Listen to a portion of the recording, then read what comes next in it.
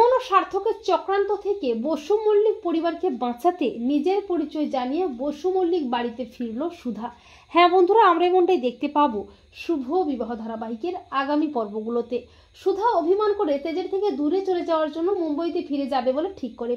অপরদিকে ইমন ও সার্থক চক্রান্ত করে বসু মল্লিক বাড়ির সম্পত্তি হাতিয়ে নেয়।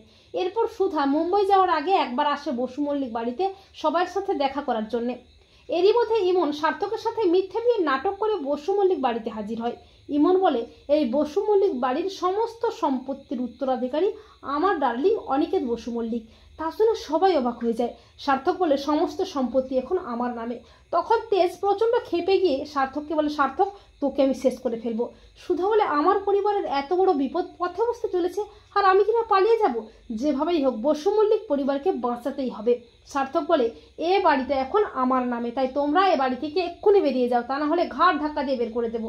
আর ঠিক তখনই রুদ্রমূর্তি নিয়ে সুধা এসে বলে, সুধাবাই বসু মল্লিক থাকতে এ পরিবারের মানুষদের উপর কোনো আজ আসতে দেবে না। রুদ্রমূর্তির সুধাকে দেখে সবাই চমকে ওঠে। সুধা বলে, শয়তান, তোকে আমি শেষ করে ফেলবো। এই বলে সুধা সার্থককে আচ্ছা করে চাবুক কষায়। তো বন্ধুরা, তোমরাও এটাই চাও তো যে ইমন ও সার্থকের চক্রান্ত থেকে বসু মল্লিক পরিবারকে বাঁচাতে নিজের পরিচয় জানিয়ে যেন বসু মল্লিক বাড়িতে ফিরে সুধা? কমেন্ট করে এক্ষুনি জানিয়ে দাও তোমাদের মতামতটি।